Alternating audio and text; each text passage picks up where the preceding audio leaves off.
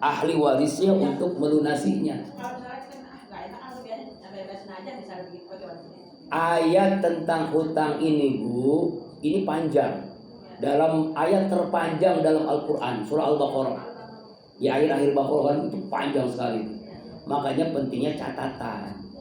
Harus ada catatan antara yang memberi hutang ya dengan orang yang berhutang. Tanggal berapa dia minjem duit, lalu ada tanda tangan dia, bukti tertulisnya ada. Kalau kita nih, Bu, membebaskan hutang, pahalanya lebih besar daripada sedekah. Ibu sedekah, pahalanya 700 kali lipat. Ibu, ada orang punya hutang, lalu bebasin hutang, pahalanya 2 kali 700 kali lipat. 2 kali 700 berapa? Saking gede-gedenya pahala orang membebaskan hutang. Jadi pahalanya 2 kali double orang yang bersedekah. Cuma kalau ngutangnya 5.000, kalau ngutangnya 5 juta. Bu ya, coba bisa bebasin. Ustadz juga mikir juga. Iya. Jadi karena itu, Bu, ya kalau pengen hidup tenang jangan punya hutang. Bagaimana caranya? Iya, jangan konsumtif. Jangan orang pengen baik gitu. Orang lihat tetangga beli motor baru pengen. Orang lihat punya handphone baru pengen. Akhirnya ngutang. Yang ini belum lunas, ada lagi utang lagi. Ini belum lunas, ngutang lagi. Bahkan di seluruh dalam rumahnya utang semua. TV kredit, handphone kredit, panci kredit, motor kredit, kasur kredit, sampai bantal kredit, sampai seragam ngaji juga. Ya Allah, ya Rabbana. Enak tuh hidup begitu, Bu. Makanya setelah saya baca tentang ayat riba, ayat utang, saya bertekad hidup itu nggak mau punya utang. Alhamdulillah enak banget gak punya utang, Bu. Dulu memang, ya kan. Kemarin motor saya berdoa, ya Allah, nggak mau utang ya Allah, mudahkan ya Allah. Itu dimudahkan oleh Allah. Akhirnya punya motor untuk istri ngajar, itu motor baru, cash, nggak mau utang. Gitu. Bayangkan kalau ngutang, kita motor harganya 19 juta misalnya, motor Beat. Itu kalau ngutang bisa 30 juta. Double. Enak sih memang sih, cuma 600.000 sebulan. Tapi sebulannya kalau setahun, kalau 2 tahun, 3 tahun berapa? Ya itu. Berarti kalau kita ngutang, kalau beli cash, itu bisa dapat 2 motor. 2 motor. Iya. Ya makanya caranya nabung. Seperti dulu sama kakak saya tuh, saya dibilang begini, udah dah, ente haji bareng saya tuh sama kakak saya almarhumah. Haji Rumayana itu. Enggak, saya mah nggak mau. DP-nya cuma 5 juta nih. Dulu kan haji pakai DP kan? 5 juta. Nggak mau ah. Saya pengen cash. Saya nggak mau tuh. Makanya saya belakangan berangkat hajinya bersama keluarga besar saya. Caranya nabung. Jadi kita nggak mau ngutang, tapi nabung. Kalau nabung kan bukan ngutang kan? Kita nabung sedikit-sedikit, punya uang nabung sedikit. Udah dapat, terkumpul, kita baru setor begitu. Jadi enak nggak punya utang. Coba dah. Kalau DP 5 juta misalnya haji, lalu setiap bulan bayar, itu bisa 2 kali lipat bayarnya. Harusnya cuma 30 juta, bisa 60 juta.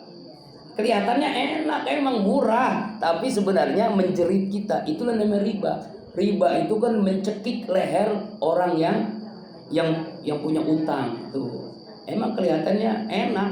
Itulah jebakan riba ini, jangan sampai ada pada diri kita. Makanya tolong, Mbak, Bu, tolong nih. Kalau hidup indah, hidup ingin bahagia, jangan ngutang. Itu. Biasanya, Bu, orang ini utang itu umumnya nih ya konsumtif, pengen terus. Ya kan ya? Pengen terus, itu umumnya. Kalau kita hidup tenang itu jangan banyak pengen. Ya, apa adanya. Ya, punya motor butut second nggak apa-apa, apa adanya. Daripada motor baru tapi utang, ya kan? Iya kan? Iya, itu kan bahasa tipu daya setan kan begitu memang, ya kan ya? Caranya gimana? Kalau pengen sesuatu nabung 2 tahun terkumpul beli, itu lebih enak. Coba dah. Enak Bu, sabar, memang perlu kesabaran. Wah, nggak perlu susah Ustaz. Enggak, sebenarnya bisa.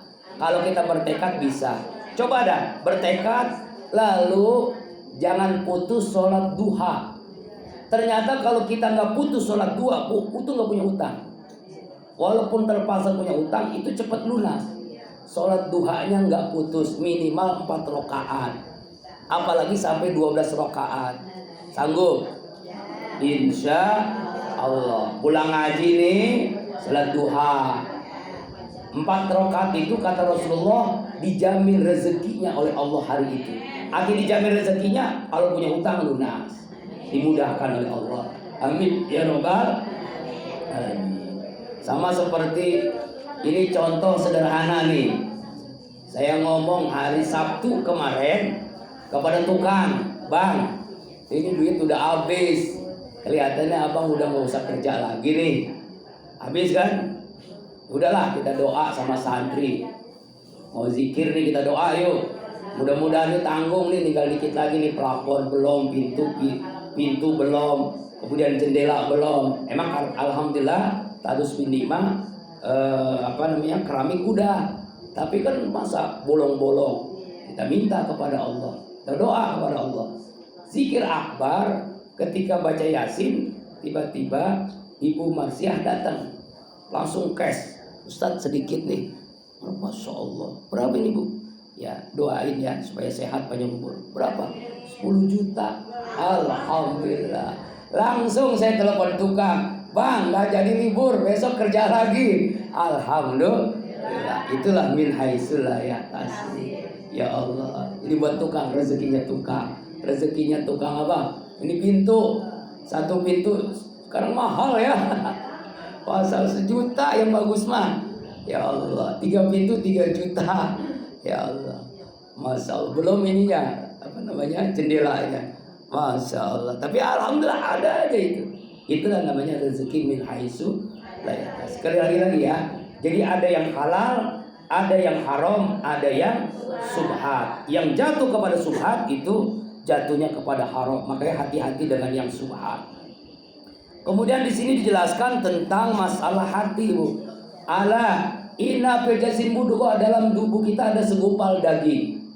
Ija soluhat jasukulu, apabila baik baiklah, wa bila wa ija fasadat fasadul, apabila rusak rusaklah. Apa itu?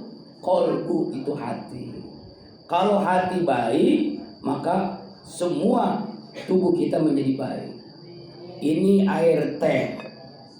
Kenapa bisa isinya teh? Karena tekonya isinya air teh. Kalau tekonya isinya kopi, maka keluar kopi. Kalau susu. Kalau air putih isinya air. Begitu pula dengan hati. Kalau hatinya bersih, ucapannya pun bersih, baik. Omongannya gak mau ngomongin orang, gak mau hasut, gak mau iri hati dengki, gak mau sombong. Kenapa? Karena hatinya bersih. Kalau hatinya kotor, inginnya gibah, inginnya gosip, inginnya ngerumpi. Kerjaan bapak-bapak kan biasa itu kan. Inginnya hasut, iri hati dengki. Karena hatinya kok kotor. Makanya pentingnya menjaga hati. Kalau hati kita bersih, pikiran jernih. Hati kita bersih, firasat tajam. Hati kita bersih, kalau ibadah jadi khusyuk. Hati kita bersih, kalau doa mustajab. Kalau hati kita bersih, akhlak jadi mulia. Itulah pentingnya menjaga hati. Sebagaimana lagu dari Aagi, jagalah hati, jangan kau kotori. Jagalah hati, cahaya ilahi. Jagalah hati, jangan kau nodai. Jagalah hati, lentera hidup ini. Bila hati kian bersih, pikiran pun akan jernih.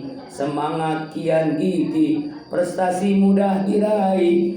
Jika hati busuk, pikiran pun merasuk. Akhlak kian terpuruk, jadi makhluk terkutuk. Jagalah hati.